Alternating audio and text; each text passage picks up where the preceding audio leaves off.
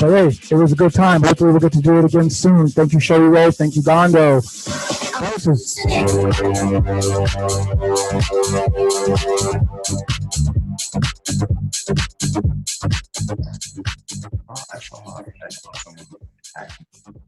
Hey everybody, how's it going? I'm Ryan. Nice to meet y'all. Thank you so much, Showy Rolling Gondo, for having us on. What's up, Bear? How you doing, man?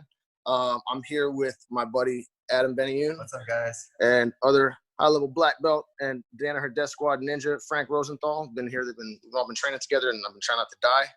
Mixed results.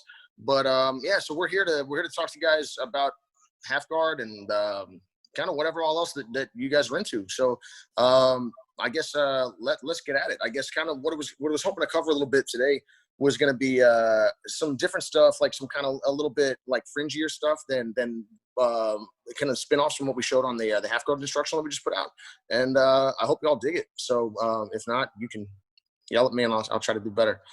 Hey, could you, Frank, can I hold this thing real quick? All right, cool. So all right. So how do we film? Do we like turn it around? Is there like a flippy button? What do we do? No? No? The old double tap. Yeah, press the button. Yeah. Oh, there you go. Yeah. Don't go to the dick pic section of my phone. Wait, which one? I'll be honest, it's 80% of it. Oh, this one. There we go. There we go. Okay. Okay. So, you good? You're good. Sweet. All right, guys. So here's what we're kind of trying to do. We're gonna work a little bit on the waiter sweep, and we're gonna try to stay away from because I don't want to get my leg broke off the front. But basically, the waiter sweep is actually a pretty cool position. If you, Jake McKenzie is an awesome Canadian black belt and one of the most accomplished dudes out there. Non-Brazilian guys, and he's won all sorts of stuff. This was a big position that he uses and that I've used for a long time. He's helped me out a great deal with it. I just want to kind of show you some different spins, and actually hoping to kind of have Adam and maybe Frank show you guys some stuff too, because yeah, it'll be more fun that way. So anyway, we are in. Can you guys back? Oh, sure, man. So basically, okay. So what we're going to try to do initially is use the waiter, but then get cooler with our feet and hands. I want you guys to start using your feet like hands, because what that's going to do is that's going to allow you in a fighting context to be able to almost kind of sort of play spider guard. Now, you're not going to play it the same way you would if you had a gi on, but the same skill that you're developing in the gi and no gi grappling, like you can take all of that and use it to shield yourself and protect from punches and eventually kick people in the teeth, or if they're on the ground, you're not kicking them in the teeth. You can kick them in the throat, which nobody likes. So anyway, so here's our normal waiter sweep position. So I end up in deep half, and I'm going to my deep half on my side. Can you move this arm real quick? So I'm not putting any pressure into Adam right now. But that's why his hand is up in the air. Keep the hand up in the air. What do you feel now? You're dragging me into this corner. If I don't post my hand, I'll fall. How am I doing? By elongating your body. Exactly. I'm elongating, expanding my body. This is a common error in deep half, is to like attach like a koala bear. And Adam is now super stable, can underhook. It's going to get bad. And of course, we're fighting. This is going to get really quick. So I'm going to make him use that hand by expanding my body. He does a pretty long leg. But it doesn't matter. It's almost like if you headbutt someone in the face, it's illegal, so that's why you don't do it. But otherwise, it's really effective. It's just effective, not more than a punch. So if you notice, see how my thighs are actually creating counter pressure, almost like a kimura. Can you move your right leg, dude? No. How about now? That's that invisible jiu-jitsu people talk about, where like you can see a picture of it, and I can't tell if it sucks or not. I can only tell you, I can't say if it's really good or not. I can only tell you if it's awful. Like this is obviously bad because it's open. But the difference between this is all cosmetic. It should feel exactly the same for Adam, and a lot of it's body type dependent. So this is my initial deep half position, but where I'm going to jump off to from waiters on my back. But what I'm going to do is I'm going to make my back not flat like this, which creates a lot of friction. I'm going to make it rounded like Captain America's shield, so I can spin like a top just a little bit. And by creating this dome effect, it actually strengthens my structure, because I don't need muscular power there, I need structure. So what I'm going to do is I'm going to take my right hand from the deep half position up to Adam's hip in the back. This should not be hanging out up here. This should be down here in deep half.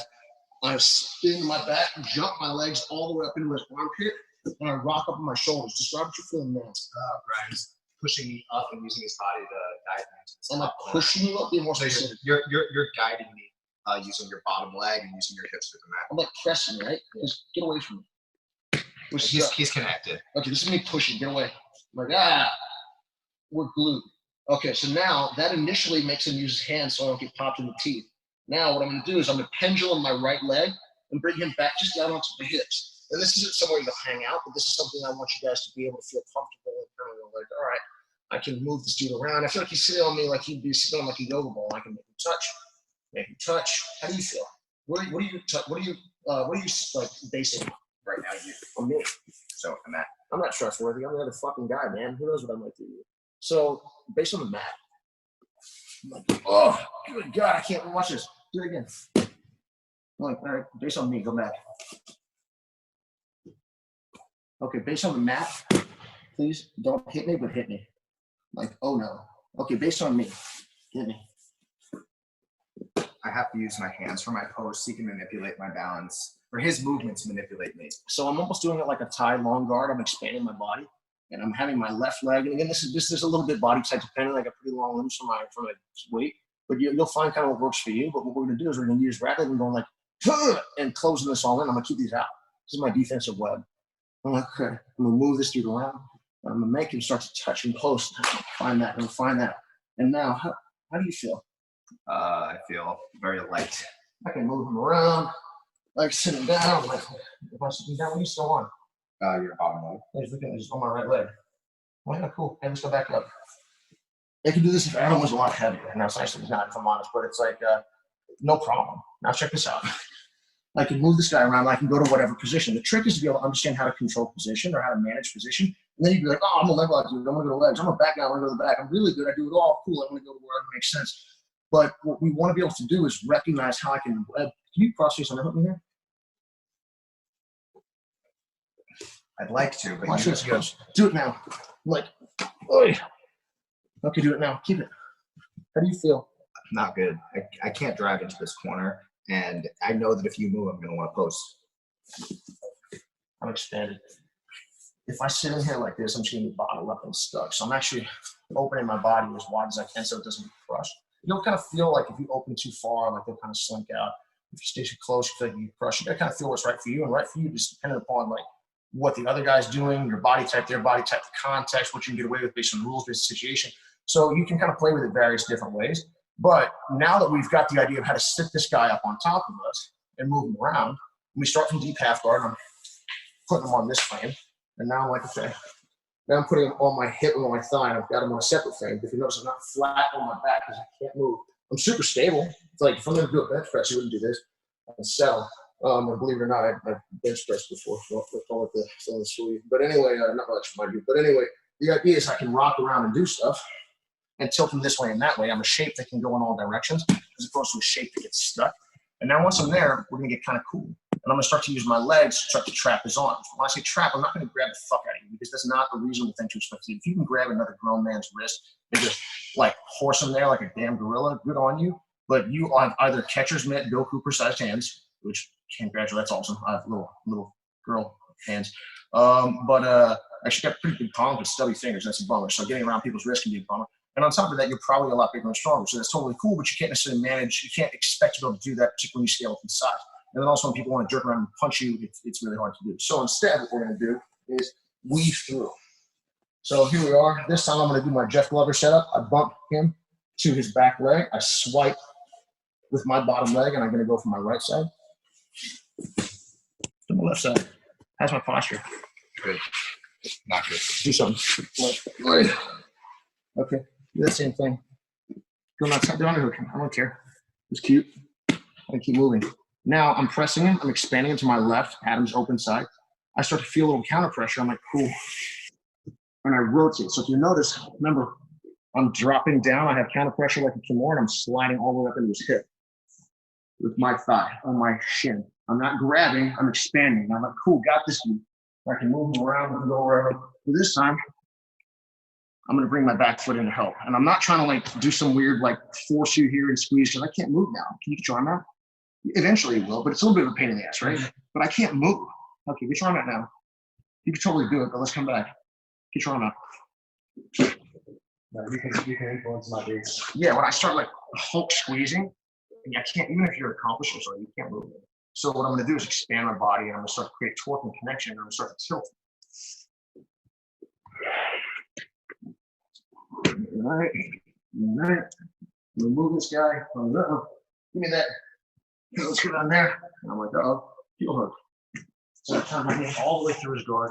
That's it. And if you guys go on my Instagram from way back in the day, posted this joint with either my wife or my buddy Seth. But basically, a common finish to the waiter is if Adam Jira sets me the waiter, we'll do that. So if Adam hits me with the waiter, one, boom, and he puts me down here, something wrong, and you come on up to like over under this, right? So, cool. So great way to finish. Only downside is what is happening in that waiter sweep if you come back is that this leg stays here. Once it's all the way in the over under, it's rotating to your right.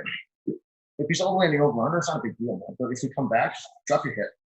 This happens. And then people start to collect that knee and it's dicey, right? And you keep trying to get up this way. And then scary footlockers exist today. They were always out there. Dean Lister was out there, you know what I mean? But even always been out there, but now there's a lot of them, man. There's a lot of good footlockers. And even people that are less experienced footlockers, there's still more experience, there's still more info. So what Adam's gonna do is he's gonna trim this knee through the gap between mine. Get his own leg out of there. I'm like, wait, what's going on? Chases back, keep mine to the underhook. And that's all she wrote. So you can do some really cool and interesting stuff with jiu-jitsu guys, but what I want you to start to think about is how to kind of like be sticky like glue and mark people more than grab the crap out of them. And I think you're gonna find you know, like a little bit more utility there. So I'd love to have Adam and or Frank show you guys some stuff real quick if they feel up for it, and after that we'll take some questions. So I hope that was interesting for you guys. Hope there's a little something there. If you're interested in checking out some more, obviously we got a half guard course that just came out, and hope people will like it. But and of course we'll be here to answer questions for you guys. So Adam, anything you want to show me? Yeah, sure. So I really like the waiter sweep, but unfortunately I'm not the best at deep half. But I do play a lot of one leg X, so I wanted to show you guys a way to get to the waiter sweep from 1X. I think it's really important that we have a lot of different entries to positions that we like to play. Let's say I have a great Barambolo, but I'm not awesome at Delahiva. Well, that's a little bit out there, but I'd like to find different pathways from that Barambolo position from something else. So let's say I want to get to the waiter, but I'm in 1X, so maybe Ryan's on one knee, right? Or do a quick entry. Again, guys, I'm thinking about when I get in that position, I don't want to be squeezing the line. I want to be creating a bit of pressure and resistance to the ground. So Ryan, I'm not going to push him back. I'm just elevating my hips and making sure that my connection is flush with the ground. So when that pulls in, my foot is in line with my frame, my frame is in line with the mat, and I'm checking. So all we're going to do to start to find our way to see that is we're going to look to make this underside. What's happening when our partner starts to push the foot off the hip. So all I'm going to do is scoop and make this near side hug. From here, guys, I'm just going to elevate my partner's hips. I'm going to let my left leg slide through, and I'm going to bring myself through to the waiter. So as Ryan was saying, what I'd like to find is hopefully some sort of inside control on my partner's arms. And I want to, again, just get comfortable moving them in different corners. Can I take them back right? Can I take them forward left? Can I take them in this little circle, almost like I'm playing Xbox, right? I want to be able to take them around in this little joystick area and figure out where we're going, right? So really common ones, we try to take our partner into this back left corner and they take a step around the head, right? So from here, I'm going to look to trap my partner's trailing arm. What's really important is that I don't let Ryan drift into reverse half guard. If he gets hips on the mat and fill this armpit space, I'm going to be in some trouble. I like PTSD from Jake doing this. So I'm going to try to trap his forearm. I'm going to think about closing my right elbow. If we rotate a little bit, me closing my right elbow is going to make it really difficult for Ryan to fill this armpit space. Now, I want to make sure that when I'm doing this, I'm creating a good alignment with my frame and my hand on the mat. So if I'm here, Ryan can push into me and make me feel squished, right? But if I can expand and get up onto my elbow, how do I feel here? Strong, really powerful, right? It's hard for me to get just like knocked back down. So from here, guys, all I'm going to do is just switch my right leg. I'm going to make a little twister hook. And now from here, what I like to do, guys, is sometimes it's tricky to cut the corner. So all I'm going to do is just extend my leg. If my partner tries to pop back up, cool. I'll cut the corner, look to control the shoulders and get to the back. If they don't, no sweat. I'll just try to follow the momentum. Maybe come up, maybe like head arm, whatever I can get. I'm just going to follow the momentum to the top instead of trying to force them back. So if we go one more time, I'm here, I start to look for the 1X, I get my entry, right? My partner stuffs the hook, and I'm going to make this near side underhook. From here, start to create a little bit of movement. Make sure, guys, that it's not easy for your partner to jam you. I'm almost checking Ryan's hip. So if he pressures me here, same effect. I'm raising my hip off the ground to make him feel like he can't just smush me. I never want to feel like he can just run me over. So from here, guys, raise my hips. My left arm is going to sneak under. I'll pivot through, and now I can start to go waiter. Right now, my left foot is controlling this inside space, right? So kind of going back to what Ryan was saying about using your hands as feet, right? How is this any different than my hand? If anything, it's nicer. I can use my hand for other stuff, like blocking the eye gouge, the eye gouging back, right? Start to move him, take him over. As Ryan drifts to reverse half guard, I'm going to try to trap this trailing arm. Okay, from here, I can start to switch my hook.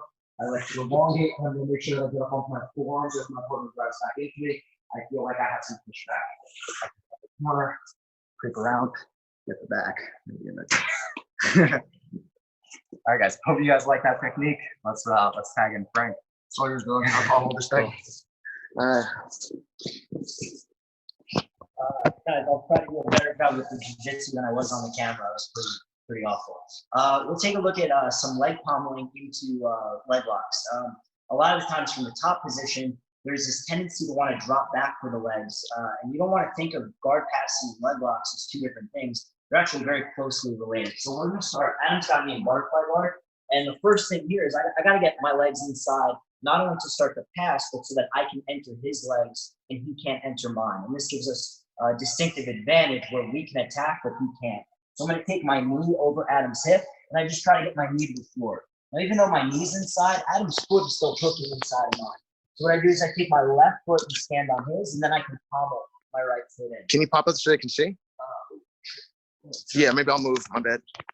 So I start with the knee inside, but ultimately we want the foot as well. So look how my left foot is going to act as a placeholder, and that gives me the freedom to pommel the right foot in. So now from here, I take an underhook with my right hand and drive our knee to the other side. So now we have this dilemma between guard passing and leg locks. If Adam doesn't respond here, I'll happily slide my knee through. So Oz always starts flaming up, and he negotiates his own underhook. At this point, I sit my hip on top of his. Don't try to cover this distance and take such a big step over your opponent. Shorten that distance by first bending your hip on top of theirs, and then I pommel my two legs behind. Now I can punch my knee through, and even though I've entered Adam's legs, I haven't given up top position, which is so important. At any point, I can always go back to my guard pass. So from here, with good control, now we lace up that second leg, and from this point, we look to make our way into the heel. So again, this is the idea that you're not giving up one thing in pursuit of the other. You're playing a dilemma between both. Another good position from this cross-ashi position is to always, if you can't get to the legs, just get to the back. And usually one is a result of the other. So this time, again, starting butterfly guard, I get that knee in, I stand, and I pommel the foot in. And now, just like before, we get to this knee cut position. Adam does a good job of blocking the pass and taking an underhook. So just like So why does that block the pass, Frank? so because from here, if I continue with my pass, because Adam's got an underhook, yeah, he can make his way to my back or to a single, and there's just no way for me to effectively pin his shoulders on the mat if he's got an underhook and I don't. Gotcha. So this is usually a good time to switch tactics and go to the legs. Now, if I can keep Adam's knee pointing to the ceiling or pointing inward, you're going to have good heel exposure. But Adam's good, so he knows to turn his knee away. And as he starts posting and flinging his leg, I'm just going to take my own leg out. What's actually holding me in position is my own right leg. So if I just keep chasing his leg, odds are I just end up with nothing. So at this point, it's important to realize, hey, we didn't get what we wanted, but we can still get something really good if I take my own leg out. So as Adam goes to run from the leg lock, and I take my leg out, it affords me the ability to climb to the back. Nice. And now we can attack with another knee by surrounding the head and looking to score hooks. So I didn't get what I wanted, but I still got something really good. And in this case, actually better, because I much prefer the back over the legs. Can I ask you a quick question, man? So what about what do you like to do? It's like, remember how the Gary's match with Dorino? Yeah. Like it was almost like I guess the way like a roller Granby through that kind of exposes almost like backside 50-50. Yeah. You know, from the inside, I guess the inside triangle of the saddle or cross-ashi. Sure. Would you mind showing that one? Yeah, no problem. So what happened with Gary and Dominion is Adam, can you get your knees? So Gary gets into a position like this, and if you stay here and Adam can put me on the hip, he can start to smash my hips together, and create real problems for me. And especially with the weight difference, come back to you. Yeah. With Gary and Dorino, he didn't want to get stuck there. So whenever you feel that you can't put your training partner down, Gary made the smart decision to get to his knees. And by doing that, it doesn't allow Adam to collapse my hips. So what Gary did is he comes up to his knees, and his other hand is going to take a grip around the secondary leg. And now this gives me the ability, as I throw my left shoulder to the floor, to use my right leg as a pendulum. So Gary comes up, and now this leg can act as a pendulum, so that when I take Adam over, I can re-land in a cross action position, or depending on where he bases, in like a backside 50. Right. But the point is, we're never letting our legs get collapsed together. So even if I start here again, Adam comes up, he starts to collapse my hips, and start to wrap up my upper body. I get to my knees, I turn through. Now in this case, if Adam goes back to his knees, That's why it looked the way it did. you end up in like a backside 50. That's so smart, man. That's really cool. Man, so I guess let's see, what do we do with this thing? How do I boom. Yeah, I look frumpy as fuck. I mean, which is kind of not entirely abnormal. But yeah, guys, so I feel super excited because we're lucky to be here. I mean, we've got definitely. I'll cover the Iman roll for sure, Charles. No worries, dude. We'll do that right next. But I mean, we've got a Danaher Death Squad member, one of the Hensley has an incredible team. John Sanders, an amazing teacher, and obviously been having great students. Still ugly, yeah, that's true. But fuck you, Brett. But we've got, obviously I'm from Braza. Initially Adam's here now, but he was in Alliance for a number of years, training with a lot of the best guys in the world. I feel incredibly lucky to be able to learn from all of these people, and I hope that you guys have kind of enjoyed like the little bit more of like teaching by committee that we're doing here, because I think honestly that's pretty much how a lot of the high level stuff works anyways. Like everyone's learning from everyone, and that's and it's that cross pollination of good ideas and good technique that that allows everyone to grow. And it's the same thing that happens in competition as well, but it's just cool to see it done in training, and particularly more and more these days. So I'm doing my best. I actually had a chance to play around the other day. Sometimes I can get it. But thank you for teaching me, by the way, Pete. But okay, so I'm gonna cover Eamon R roll super quick, and then we'll get to get some. Oh, no worries, dude. Happy to take the time. And thank you to Bear for having us on here, man. This is just a lot of fun. Okay, so we'll cover the Eamon R roll right quick. And Frank, you mind filming this thing, dude? How do I press that? Boom. Okay, so I read this idea, like most good ideas, this was stolen. But basically borrowed this idea from Masakazu Minari. A lot of the leg lock stuff we see done today is like improving, and definitely like there's more people doing it. It's what's going on. A lot of different rule sets. But you guys should look at 1990s. Like Riley Bodyco and I talk about this a lot. And Riley's got a great martial arts knowledge and whatnot. And we talk about like borrowing ideas from different places and how certain things are forgotten. I have a video of Boss Ruben breaking. You should see Boss Ruben versus Guy Mesker. He straight up grabs like the 50-50 heel with his hands, and in 50-50. And this is when they had the man panties and the high boots. You're like, this is suspect. But hey, man, these guys are tough, and that's a tough Dutchman. That's Ruben, and he just grabs the 50-50 and 50-50 heel Guy Mesker in a really gnarly way. This is back in like 1992. So I mean, this has been around. All of this stuff has been around forever. And just because it's new to me doesn't mean it's new. So I guess there's been a lot of really crazy, gnarly, awesome, wrestling to jiu-jitsu kind of and leg lock kind of heavy inspired things, particularly coming out of Japan at various times. And then it's neat when people take another step forward, and particularly adding skill set to it, like adding karate or whatnot, which I think is a little bit different. Personally, is going to train with Raymond Daniels, Stephen Thompson, Tom Lee.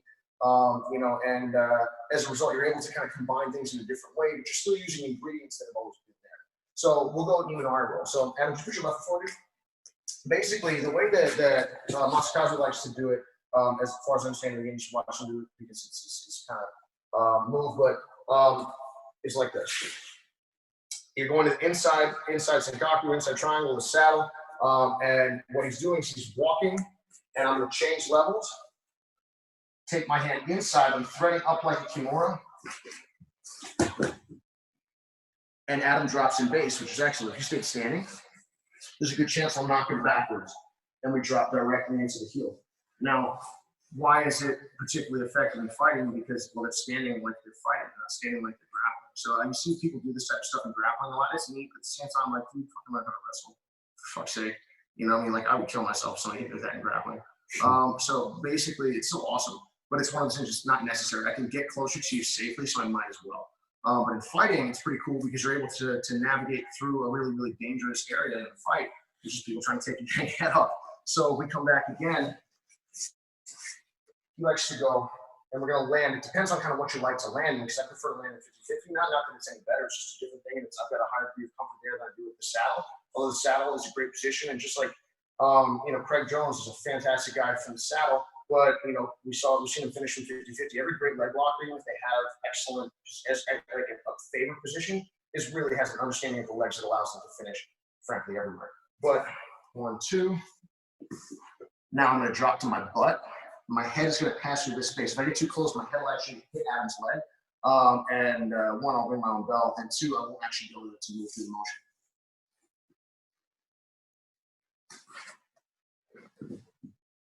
And as Frank was saying, you can expose the heel. And when they fall, heel exposure is almost a guarantee because his weight's coming off his foot, and I can snatch it up and take a really gnarly crack at it. And if you watch Benayoun, I mean, he's put a lot of people definitely in the hospital because that man knows how to break a leg. So the way that I like to do it is a little bit different. So if we come back, I'm actually going to go from a closed stance, and I'm going to take it and outside single or double leg. Now from here, what I'm going to do is I'm going to reach behind Adam's knee, and I'm going to draw myself through his legs, but I have to turn backwards to do it. I'm going to bow, I'm going to shove. So I can make it through the space, and I shoot my legs up high, and I'm immediately landing in backside 50-50. So this is kind of how it happened against BJ, who again, people were super disrespectful to after the fight, which was really obnoxious to me because that's incredibly rude. BJ's fantastic, and anyone can be caught. And also the reality is that it was a wrap at that point. I'm not just trying to pat myself on the back. It's like if you get to start me in an arm lock, maybe I don't tap, but you were going to hurt my arm if you know what you're doing. And the idea of like a bunch of amateur leg lockers talking about BJ Penn as if they know anything about anything, and that again, BJ Penn's probably a better leg locker than they are. Or just turn around like that's a bunch of bullshit and it's disrespectful. So just want to get that out there. So if we come back.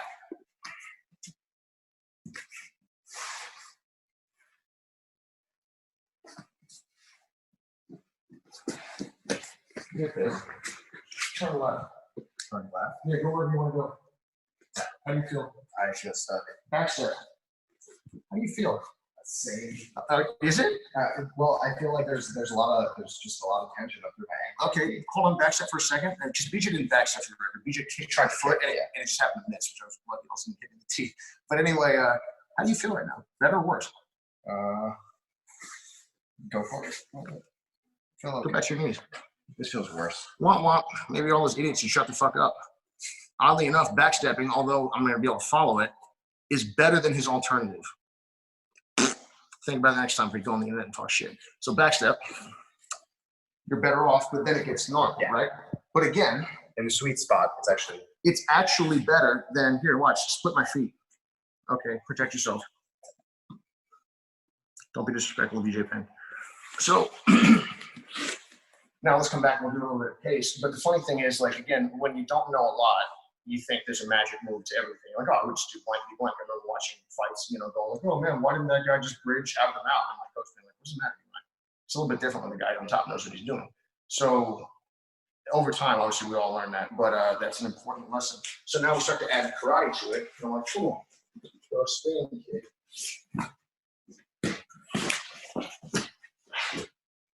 And you land. So you can start to put it together in interesting ways. And that's kind of what I mean about like, almost like the ingredients and whatnot. I guess I would say like, they've all been there.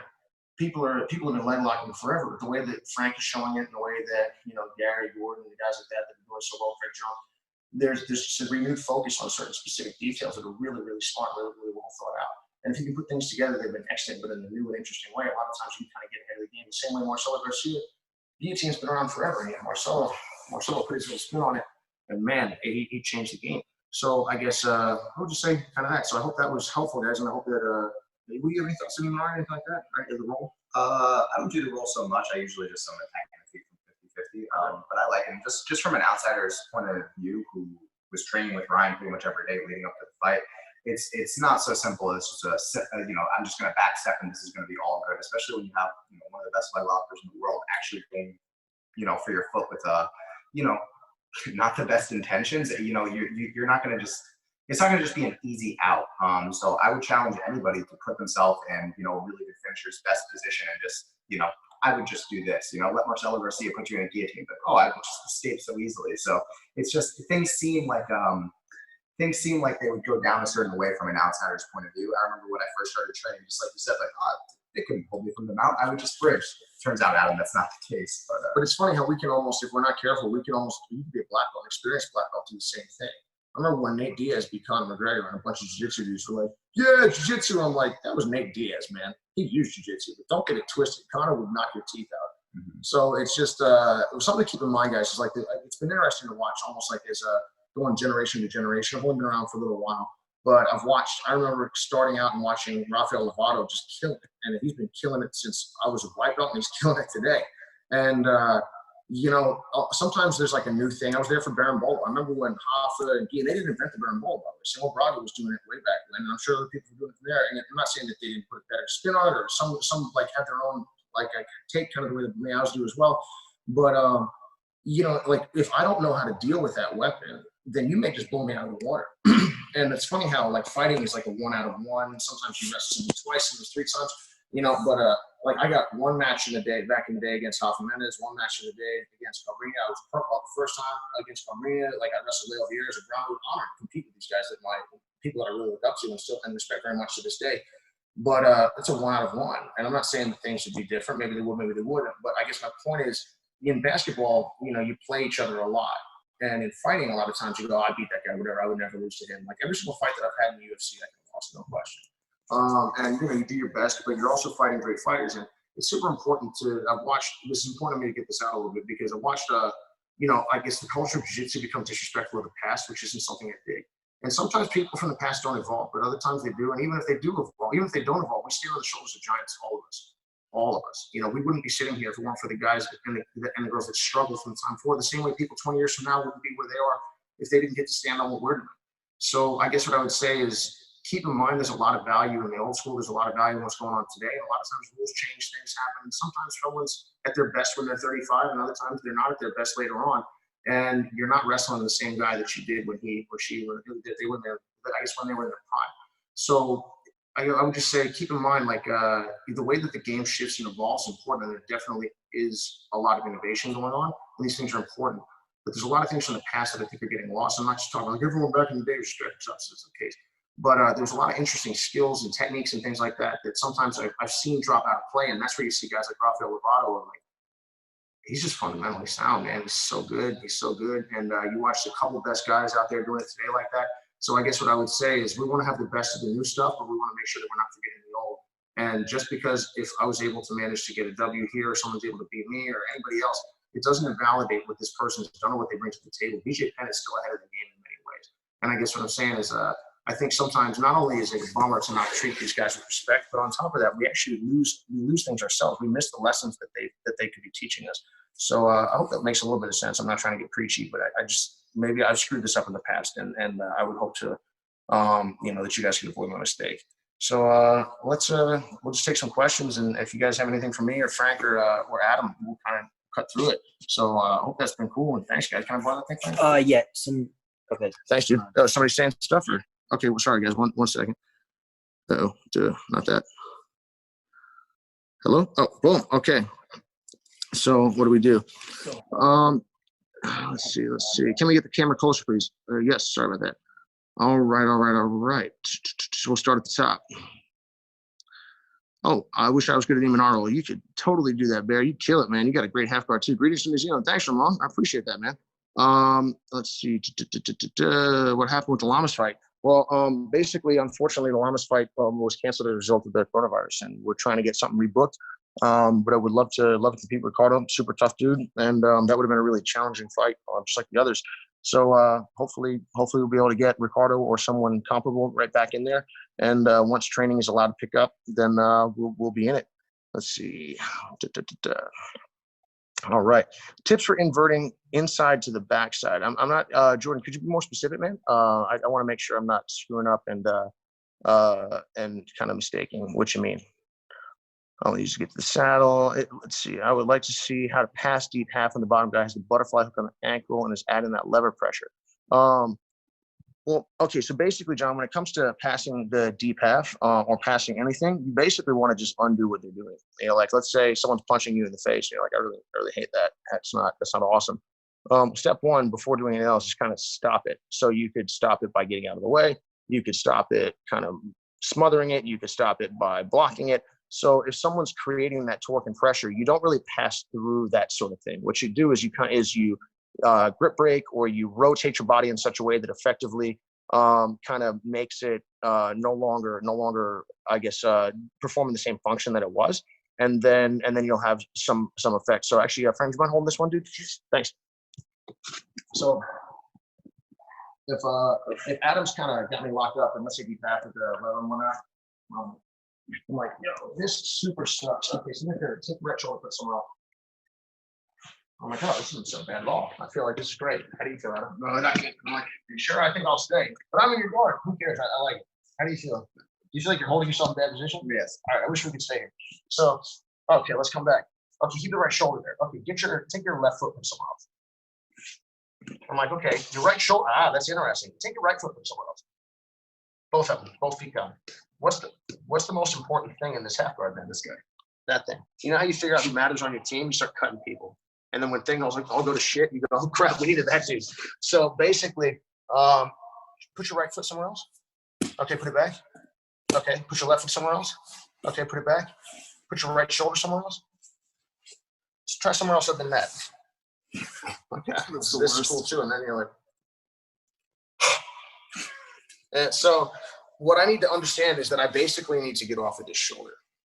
This thing is a pain in the butt. And that's where the way that Marcelo used to deal with the deep half was if we, let's say you go like kind of traditional deep half, keep my foot in the middle, do this. You saw your hip. It's like, feels great up here. The air is crisp. How do you feel? Not great. You should probably sit up, don't you think? I'll give it a shot. Wham! Marcelo will bring the guillotine from out. But basically, this is what the source of my pain is. It's like where you would have like your gym logo kind of on your shirt. But by the way, thanks, Bear, for making this thing way back in the day. I've had this shirt for like 12 years, man. But I was super weirded out, and I threw almost all of them away because they had my name on it initially, and I was super uncomfortable with that because it just opened the gym and I didn't want to have it be like Team Ryan. So I wish I kind of kept more of them because I really like the shirt. But anyway, so this right here is kind of the pain in the butt, dude. So there's definitely the foot factor and all that other stuff. But what you need to do is disconnect their shoulder from underneath it.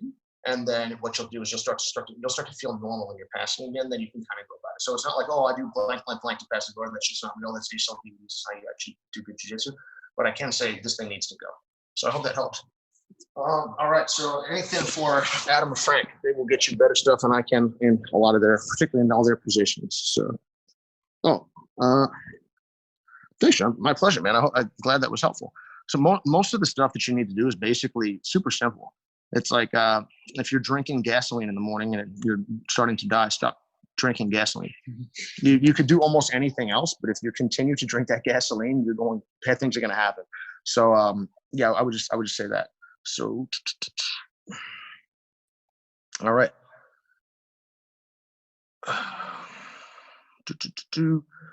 Thank you.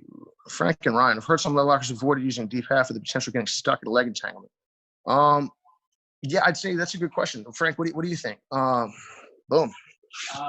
Yeah, it's a good question. I personally don't play deep half, not because I don't think it's valuable. It's just something that I haven't developed enough that I would be comfortable to use yet at a high level. But I certainly wouldn't discount it. What I would say to that is like, you could look at anything with that point of view. If you don't know what you're doing and you make a mistake, could deep half put you in a leg entanglement? Yeah, absolutely. But so could anything else. Playing De La Hiva used to be, a dangerous idea because it's an outside position and somebody could slide into your legs from De La Hiva. It doesn't mean that De La Hiva isn't useful or that I don't play it. So what I would say is like, your defense has to be able to stand up to what your opponent's doing to you. And if it can't, like anything that you try is going to be an issue. So if deep half is something that is part of your game or that you want to invest time in, I think it's absolutely valuable, both for sweeping, for taking the back, and getting into your own leg locks. But you have to know that, if you fall short or if you're doing it the wrong way, yeah, it'll get you in trouble. But that's true of any position in jiu-jitsu, regardless of, leg locks or arm locks or whatever the case may be. If you mess up an over-under pass, you're going to get put in a triangle. So I would say it's absolutely a good position. I think it has great value, like I said, for playing, between sweeping, taking the back, and getting into your own leg entanglements. Obviously, just make sure you're doing it the right way and know what's going to get you in trouble and what do you need to be successful in that position. Adam, do you have any thoughts on that? Yeah, I mean, I think that, as we get better and better, we want to be more connected to our partner. And that's something that I think when you're kind of at like the intermediary level, it feels risky to get close. Like for the longest time, I mean, I still have PTSD from blue belt. I didn't want to go deep half because this guy Chris Byzantine, who 2009 he was I think 2009 he won Worlds in the gi. Chris is a very dangerous man. Yeah, he had a really, really good half guard pass, and it felt like every single time I would go deep half, I would just grab my head, and that would be it. And as you get better and better, you start to realize, I'm going to have to wind up in these positions anyway, at least if I want to score against a high-level opponent. So I think just being willing with staying in the fire goes a long way. For a long time, I just wanted to be on the outside raids like Spider, De La Kiva, Lasso, but that, you can victimize people that maybe you can submit or triangle or barambola, but when you start to go against opponents that aren't just going to fall for the triangle, you're not going to just get loop choked, you're not going to get barambola, you're going to have to connect with them one way or another. And I think deep half is one of those positions in jiu-jitsu where you are very connected, both as the top person and the bottom. So if you can be good on either side of that equation, I think it really goes a long way. Awesome. Thank you, guys. Let's see, what else have we got here? Would you do ADCC again? No, I don't really care about ADCC, to be honest. But I would love to train with everybody that's going. I just prefer to fight, and it's cool to see the guys out there. It's cool to see the girls out there. It's cool to see the game continuing to evolve. I can't tell if this looks normal. This is agreeable. All right. It's cool to see the game changing and evolving. It's neat, but I've got other things I'm doing with my time at this point. But I'm definitely a fan of grappling, and it's cool to see all the stuff going on out there. But I'd prefer to leave it to Adam and Frank and the other guys and girls out there that are it's their time. Oops. I don't know if when I'm on the chat, if they actually see, what are your favorite footlock transitions? I don't really have any. What are your favorite footlock transitions, Adam? The ones that make people tap. Would you mind showing an example? Could you show something you like on Frank? Yeah. So let's say we're in like reverse Benayoun. So as I was saying, guys, like we want to have different transitions into from bars that we like, right? So as we were saying before, I'm not the best deep half player. I'd love to get better at it, but like Frank was saying, if I'm going to be in a high-level match, if I should be in positions I'm very comfortable with. So one from reverse Benayoun, guys, is just, I need my partner to drive back into me. And for a long time, that was something I didn't understand. My partner would be settled back. Man, why can't I get through his legs? His base is so good. He's too far away. So really the answer for me, if Frank is back, that would say that, is like, can I just come up? Can I start to run him down? But if I can get Frank to drive back into me, this is where all my inside spinning is going to start to happen. Okay, so can we rotate a little bit? I got you. So first thing, guys, is I want to get some sort of control over Frank's secondary leg. If I can control this leg, it's going to be a little bit harder for him to bail. While if we're here, Frank can maneuver this leg freely. He can start to drift away from me. So I'd like to get some sort of control over his leg. And what I also want to do is get control over this knee. Right, so really what I need is his foot, knee, and hip controlled, and then I can start to get a meaningful finish. Okay, another thing that you'll notice that I'm doing is I'm using this near side hook, and that's going to make it difficult for Frank to crowd me. I can also put my foot on him. If Frank drives into me now, I have a wall connected through the ground. Okay, so from here, the way I'm going to get to my finish, guys, is I'm going to mark my partner's knee. I don't want him to bail on me. I'm going to swim my outside leg to the inside, and now I'm going to come back around the corner. So when I'm throwing this leg over, what you can think about is like the old school Marcelo Omofado, where he's going to whip his leg down, and I'm going to drop Frank's knee to the ground. From here, I'm going to find Frank's toes, and what I'm feeling for, guys, is tension through his foot and knee. You can connect this grip a million different ways. Frank, does this hurt? Yep. Does this hurt? Yep. Does this hurt? Yep. That doesn't look effective to me. I don't know. As long as I can feel for tension in my partner's knee, that's really what I'm going for.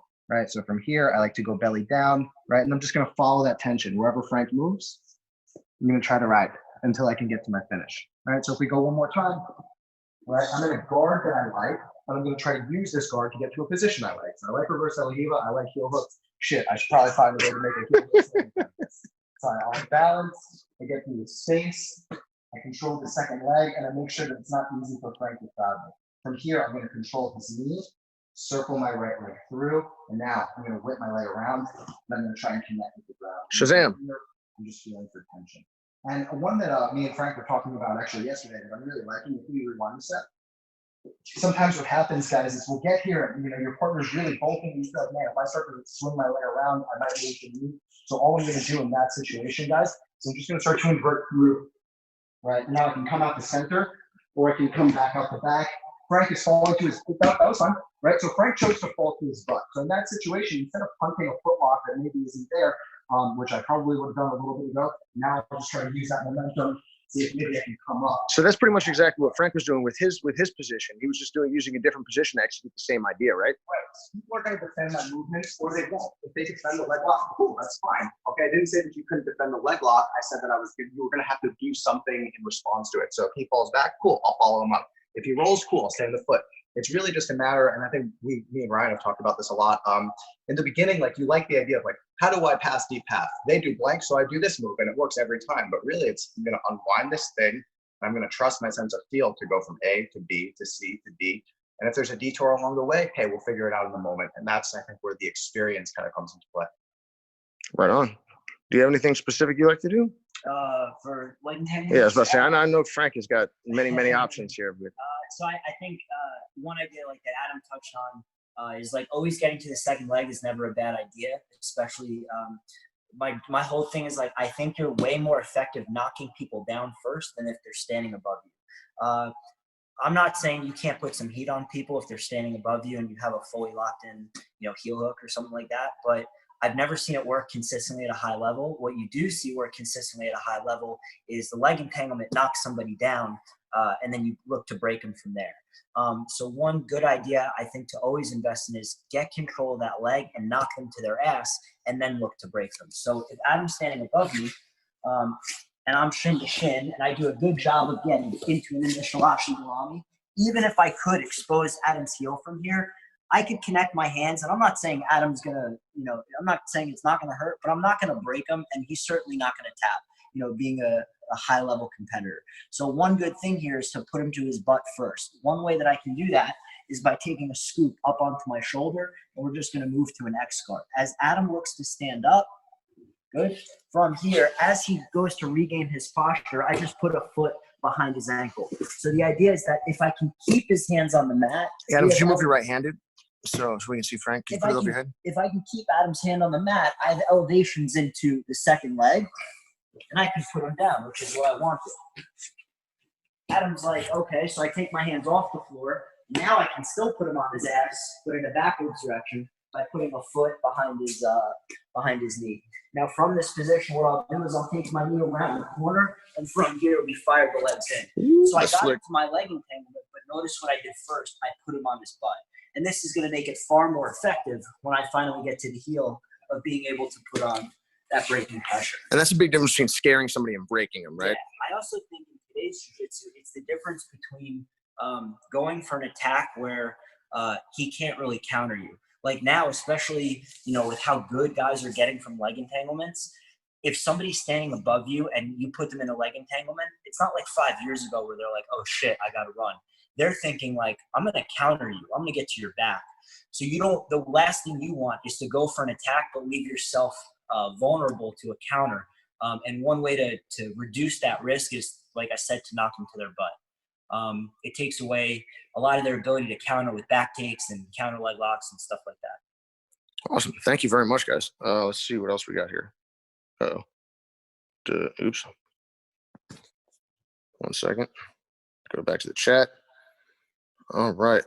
What's the probability your son will learn to heel hook before he learns to walk? 0, because he already knows how to walk.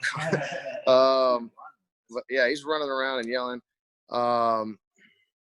Let's see. How has your game changed since you moved to MMA? Do I clinch more? I guess you don't really have the option to not try to clinch people, because if you sit down on your butt, they'll just walk away. Unless, of course, you suck on the ground. If you sit down on your butt, they'll run over and beat the shit out of you. But yeah, I mean, wrestling, clinching. I mean, when I was doing jiu-jitsu, man, I had like between when people started to figure out who I was, I had about between 2.5 years and like six years experience, mostly 6.5 years experience. So I mean, like I was at it and I was really loving it. I worked hard and did my best, but I was pretty young in the game, and so I guess I would just say it's jiu-jitsu personally has evolved quite a bit, and it's hard not to with that much extra time to train and practice. And then of course, like you keep training. I train with Adam, I train with guys like Frank, train with Bruno Frazado, Jake McKenzie, Murillo Santana, Marcelo Garcia, many of the best guys. I've gotten to train with Lucas Lepre, who we had a match one time that was kind of sort of close on the cards, not close, but like not a landslide. And then we trained, and he beat me up like a redheaded stepchild, because it was awesome. And I was like, oh, that's the difference between a 5-minute match and actually training with somebody and seeing what's what. That was 2008. I remember that. That was really cool. I've gotten to train with Gary Tona way back in the day. Like it's neat, and I've learned from John Danaher. I learned from Paul Schreiner, Marcellus. It's like, so I guess like I've had the opportunity to learn and grow quite a bit. So the way that jiu-jitsu looks for me now is is pretty significantly different than it did before. And also it's in large part because of the striking experience that's come along, and also the judo and wrestling that I just frankly didn't have access to way back when, and I didn't know anything about. And that really makes a big difference. So when it comes to how things have changed, I would just say it's very significant. I've changed more since black belt than I did probably blue belt to black belt, if I'm honest. Let's see what else we got here. And then how's the knee, Adam? Hold on. How is the knee? The knee is Adam? great. The knee is great. I've been training super hard. So I competed again since that. So it's been awesome to be back. That was definitely a bummer, but I think oddly I didn't train and I came back better. So yeah, that's retarded. That was ridiculous. It's kind of weird. Sometimes if you play a lot of Xbox, it helps your jiu-jitsu. Get out of here and go improve quickly. So Adam, so what's next for you, man? Honestly, man, I feel like everybody is kind of on the back burner a little bit as far as competitions go because of the whole coronavirus situation. But I just want to keep improving, keep getting better, and I think really what gets me excited now is improvement and matches with tough guys. I think Brian was talking about how he thinks he made his most improvements at black belt, and I think I'm starting to finally feel the same thing as well. You start to realize that what you're doing at the lower levels, even though it might be successful, doesn't necessarily translate to success once you get to the high level. Because when you're at black belt, now I'm going against the best guys, and not just the best guys from this year, but you think about the guy whoever won blue belt worlds in 2011, probably black belt now, 2012. Yo, Taquino won ADCC this year. Taquino's been black belt for forever, man. Yeah, it's basically all the killers at the lower belts are now in just this murderer's row at black belt. So you better be ready. And, just because what you were doing at blue belt or purple belt or brown belt was successful doesn't necessarily mean it's going to equate at black belt. You mean, when you say that, you mean like, what about like work ethic and things like that? Okay, so those are things that I think have to stay consistent. But to be honest, if you want to be successful in jiu-jitsu, I think that's really just the cost of admission. If I'm not training twice a day and putting in the work and studying film and really trying my hardest, like what am I even showing up for? Because you're just going to get creamed at the tournament. So I think that, that has to stay. But once, at least for me, like I had to make some big adjustments to my game. I think I preyed on submitting people a lot at the lower belts. And then once you start to get over a certain level of opponents, like this guy's not going to just fall into a triangle. This guy isn't going to just fall into a loop choke. So it's like, how do I create my jiu-jitsu and how do I make my jiu-jitsu matter? And I think that's something that I've talked about with Ryan a lot. Like I can have all the jiu-jitsu in the world, but if I don't make it matter in that 10 minutes, then fuck, man, it doesn't count. So I think the goal for me is, I think everybody wants to get back to competing. But when I'm competing, just letting my jiu-jitsu fly and let everything that's in me come out, and just, do my best and keep training hard, and hopefully the results will follow. Right on, man. So what's next for you, Frank? Same thing. Like, obviously the situation we're in is throwing everything off. One thing like I was always happy about is I was always active as I could be, and I think that's mainly just because I just enjoy competing.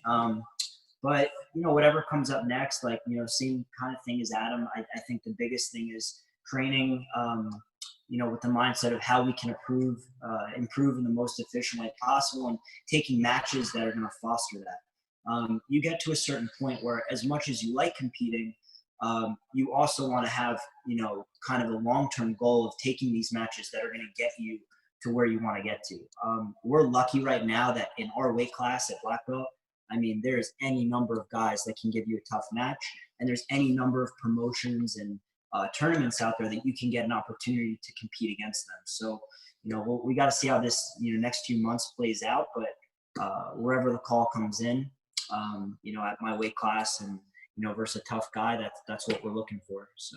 That's awesome, man. I'm really excited for the guys here, because I remember when I got to I competed like every weekend, it's like blue and purple, and then got to brown belt and then black belt, and there was just fewer opportunities to get out there, particularly against the guys that mattered. And it's really cool that there's so many venues for people to get really tough matches at this point and to consistently grow, because I felt like that was a big frustration in like I got my black belt in 2010, like even 2009, like it was ADCC, and then it was like, okay, go to Brazilian Nationals, Pan Am's Worlds, but like that's about it, man. And Nogi Worlds wasn't as kind of evolved as it is today. And so it was tougher, and they didn't have super fight individual matches all the time. So it was tough, but I'm excited for, obviously Adam and Frank, and then the generation of guys that are out there right now, and the generation of guys and girls that are coming up.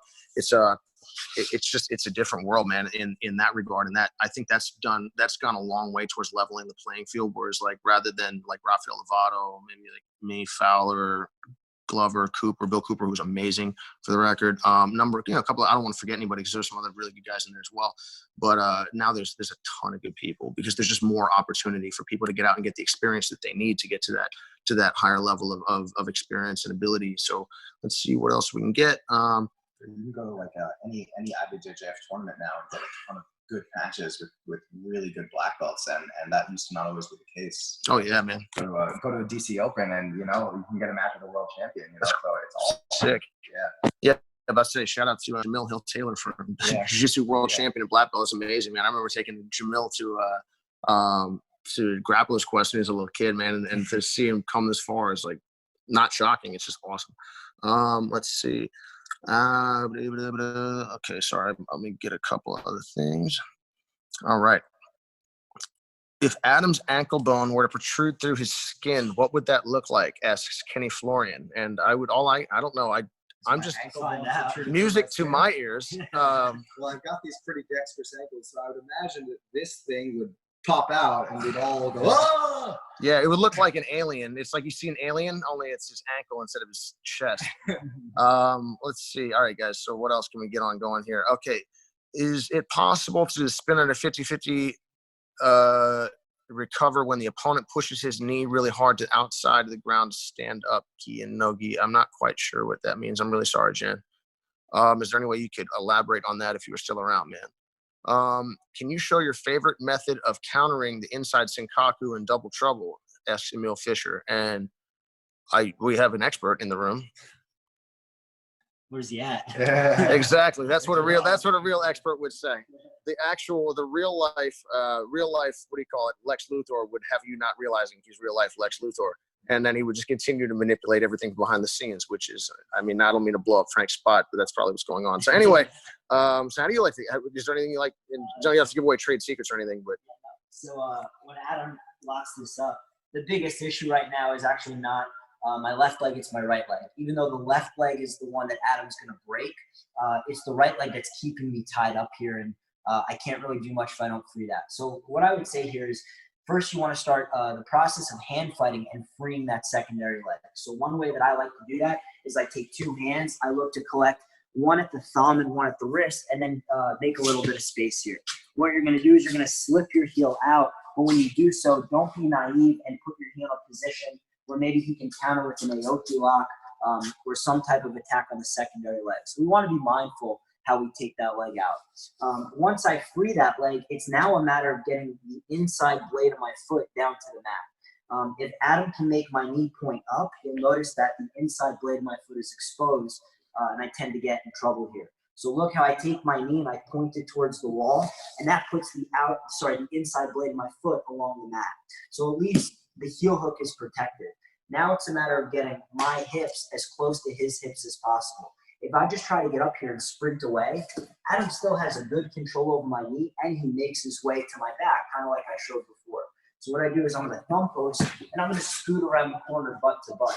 What it does is, number one, it brings me further away from him, but number two, look at the real estate that he now has on my knee line. It's way less than it was when we were more squared up. So I scoot and I try to start with some kind of head start. Now from here, I'm going to get up to a sprinter's position. The temptation is to sprint away and run. But if you do that, again, look how Adam follows me up. Sweet irony. Yeah, now I got bigger issues because he's on my back. Or he could drag you back into the footlock, right? Back into the position. So what I recommend is once you do this, sit on him. Okay? Get your weight on your training partner's hips. Again, my knee is free, so there's no risk of him looking for my heel. And from here, a big thing we're a fan of is we don't want to just leave the position. We want to counter. We want to punch back. So my right hand is going to come through and take an underhook. And now as I spin around the corner, we have the ability to expose our training partner's back and fire hooks and re-attack. And maybe you get the back take, maybe you don't. But at least, number one, you got out of the submission. And number two, you made an honest attempt to re-attack, and you didn't just sprint out of it. So even if, like I said, you don't get the back take, he's still on the defensive, and he's kind of running away from you.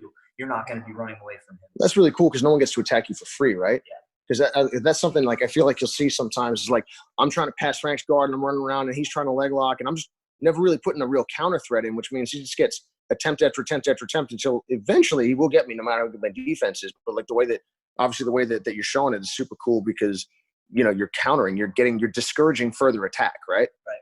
That's super cool, man. Thank you. Let's see. Wait a minute. There we go. Caleb Livingston is telling everyone he's wrecking everyone at the academy. Caleb Livingston has come here and sown death and destruction inside of 50-50 Jiu-Jitsu. We bow to his superior knowledge, and I fear him. That's why I don't make eye For contact. whatever reason, when Caleb came in the first day, I mean, Caleb doesn't look like an old dude, but for whatever reason, the first day he came in, I could have sworn this dude was like 45 years old. And I'm watching him just ragdoll people around. I'm like, holy shit, this old guy is good. I better full guard on him. Turns out he's like 25. But yeah, man. Hey, do me a favor. Hey, so hold on. This is the problem. Hey, you hold the camera now. You want to know the fucking problem with wrestling? What's The that? fucking problem with wrestling.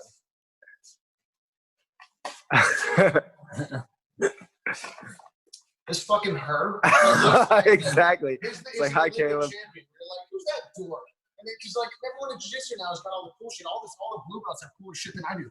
And it's like, but in wrestling, it's like the guy he's got sweatpants up to his nipples and a tucked-in T-shirt from the Gap. You're like, who's that nerd? And you're like, oh, he's 3-time NCAA champ. He was on the national team this year. Yeah, man, he missed the Olympics. Oh yeah, but he got gold last time. You can't. He's basically pulling the Billy Hoyle from White Man Can't Jump, where you're like, you just like look like such a dork, and then you end up with your ankles broken, and you're like, what happened? And he has your money, and he's gone. Wrestling, they sneak up on you, man. In jiu-jitsu now, it's a little easier to catch them, but yeah, wrestling. That's the problem with wrestling. You gotta be careful. That's from my experience, at least. All right. All right. All right. Tell them how I really feel. I don't do that, Bear. Let's see. The real OG wrestling OG. Dang right. Team Money knows exactly, man. It's like you tuck in everything, and then they just go around and beating everybody up, man. I didn't know that initially. I have to warn you. I guess not. But any plans coming to Manila? You guys have any plans coming to Manila? I wouldn't say no to a trip to Manila. All right. Yeah, pack your bags. Yeah, tuck in. Exactly. I like you said. And somebody in Manila should call these guys up. But thank you so much. All right. So who's buying tickets? All right. I don't know. I'm in. Am I pumped or bummed about the hey, David Wolf? Nice to hear from you, man. All right. So I am. Wait for it. Oh God, I look ridiculous more than usual. I am cautiously optimistic about the Dune remake, but let's be honest, it's going to be terrible. Which really hurts me to say because I want it to be really good and I want it to be. They need to do it on like an HBO show, but there's also so much like internal dialogue and the characters like Adam is thinking, blah blah blah blah. How do they get that out? I'm really curious to see how they go it because it's such an amazing story. It's awesome, and also they got it seems like a really awesome cast. Let's see what else we got here. All right. Yeah, tucking the sweatpants into socks. That's just a further move. Where you're like, that's a Billy Hoyle move. Where you're like, but now when you see that, you have to know you're being hustled, man. You have to know you're being hustled. Like they're like, oh man, oops. You guys ever see that video? Alex Famos like dressed as a white belt and goofing around, and like he was like, oh man, getting tapped, and then decides it's time to roll and just crushes everybody. I think it was Alan Belcher's Academy. I think Alan brought him in to do that as a joke. But yeah, man, it's like you never know. The guy that's going to take all your money is definitely going to let you work, is definitely going to let you win the first couple games. Otherwise, you don't bet that much. All right. So, all right. Yeah, oh, yeah, man. Caleb, thanks so much, Ryan. Yeah, Caleb is an awesome dude. He does need a wardrobe change. He wears basketball shorts to practice, man. I'm tired of getting my feet caught in that stuff. But Caleb is awesome. He's been absolutely fantastic to have around. I feel really lucky. And what an amazing training partner. Dude, Penn State wrestler. We've been so lucky. We have David Terrell, D1 All-American from American University, his brother Josh, a couple of other guys from AU. Caleb comes in, and he's like, oh, hey, I'd like to train. I'm like, sure, of course. And I'm like, man, this guy's really good. He's like, where are you from? Oh, I'm from Pennsylvania, and I wrestled at Penn State. Like, you should lead with that, man. But super nice guy. It is Caleb. Yeah, exactly. Yeah, I wrestled at Penn State a little bit.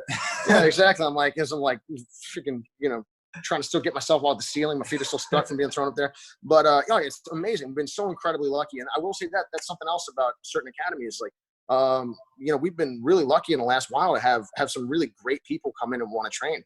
I'd love to say it had something to do with that, but it just happened to be in the area. They're like, oh, I'm in the area and I'd like to train. I live here now. I was fortunate.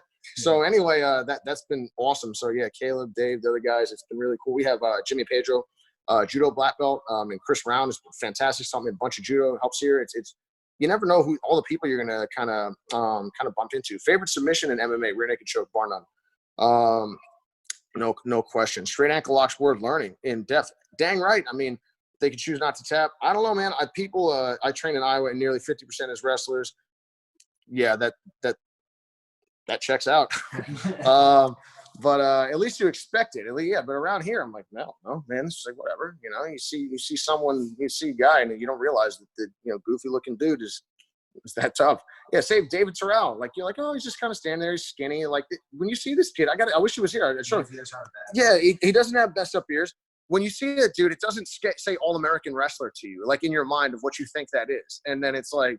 Turns out this man will do a backflip off a wall running up it and then like freaking Haraigoshi you into the freaking floor. It's like past the floor. Oh yeah, past it, dude. Upside down. Yeah, exactly. I got thrown into the shadow realm by this guy, and I'm like, all right, man, like you're 4 feet tall. This is getting upsetting, but hey, I'll live with it. Let's see. Which GGD says age the best. I don't know, man. I guess I would change a lot of stuff in a lot of things. Opinions on rubber guard, valid where it's valid, not an entire system, just like everything else. Thank you. Greetings from to Peru, from Washington. Is that a Double Dragon reference? So anyway, how do you deal with guys trying to disengage and run? I mock them from a distance. It's safer. Yeah, that's the problem. Jiu-jitsu rules have to be sorted out because there's a crazy amount of stalling that goes on. At least in MMA, there's a cage and they can only but run so far. And you're also allowed to punch them. So if they run a little bit, you feel better. If you beat me by advantage after I ran around, you won, but it doesn't feel very satisfying. If you got to crack me in the mouth, at least you feel like you dealt out some justice. But let's see. Thoughts on a mandible strangle chokes above the jawline? Back to the straight foot locks. Absolutely. People, there's unbelievable room for learning all over the place. Don't call it a straight foot lock. Call it an ankle lock. Riley would yell at me for that. He's got a vicious ankle lock. Some people really do. I'm not great at it, but the guys that know how to do it can absolutely hurt you. I'd still prefer a heel hook. I would trust it more. But anything is valid, man. If you get good enough, you tell Claudio Calazan's wrist locks are no good. Hey, not everybody doesn't, but the people that know how to do them and take the time to figure things out. Raymond Daniels is a walking video game character. He does spinning kick, punching, spinning kick, side kick. One of the best strikers in the world. Is amazing. So you can make anything work if you really, really work on it. You really understand it. You work hard and you develop the surrounding skills. Start making fun of guys from running for you and they'll engage. I couldn't agree with you more, Matthew. You absolutely have to appeal to them on a manhood level and and mock them, talk about where they're from, it's whatever it takes. Everyone has a different half guard, Z guard. I don't have any preference. But are you still training the gi often? Sometimes I like to train the gi with Adam. I enjoy it. Train with Isaac Dodeline sometimes when I'm out to train with Kenny Florian. And Isaac is obviously amazing. One of the few Americans who won Brazilian nationals. What an incredible achievement. I love training with Isaac. Basically, I train with Admiral Barboza sometimes. The gi is super cool. I think it becomes a little bit too gamey for my liking a lot of times, but it's still super rad and awesome. And there's great competitors in it. And I really enjoy it when the other person is very, very good. Thanks, Josh. I really appreciate it. It's nice of you to say that, man. Greetings from Modern Taekwondo in California. Thanks, Will. I appreciate it, man. Taekwondo is a rad, awesome martial art. I super love it. And thoughts on last thing we'll do, and then we'll get out of here. Thoughts on mandible strangles and above the jawline. I try to do them sometimes, but again, we have an actual expert. Adam. I obviously think they're super effective. Most of the time, I would say like most of my finishes from the back position, from brown belt, like the end of brown belt until now, have mostly been mandible strangles because really good people, it can be really fucking hard to get under their chin and get it clean. If you can do that, great. That's obviously preferred, but having the ability to know that you can put somebody to sleep, even if their chin is on the inside, is kind of nice, with the level of defense being where it is. I would just say, like anything else, you have to know the proper finishing mechanics.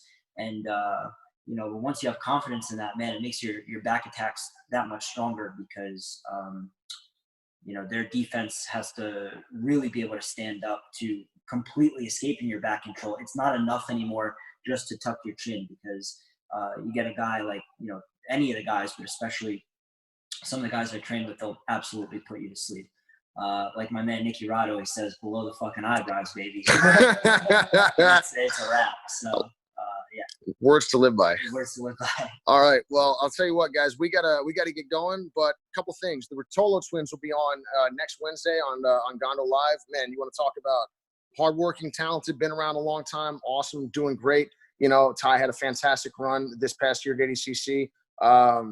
Man, just tune in. I hope you guys will like it. Thank you so much for being here with us. That's a yoga ball. Adam and Thanks, guys. and not Adam and Frank. So yeah, it was cool. We got Henzo Gracie in the house. You got 50-50. You got 50-50 Alliance. It's like I feel really stoked, man. It's cool. It's been fun. Thank you all so much for being on here. I hope it's been fun. Really, really thank you to Bear and thank you to Show Your Roll for having us on here. It's been a good time, and everybody stay safe, have a good time, and let's hopefully we get back to you soon.